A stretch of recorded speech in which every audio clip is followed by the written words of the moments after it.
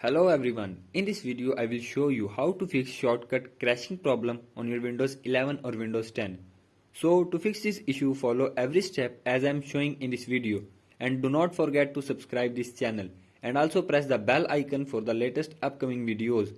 Hope so this will fix your problem and help you a lot.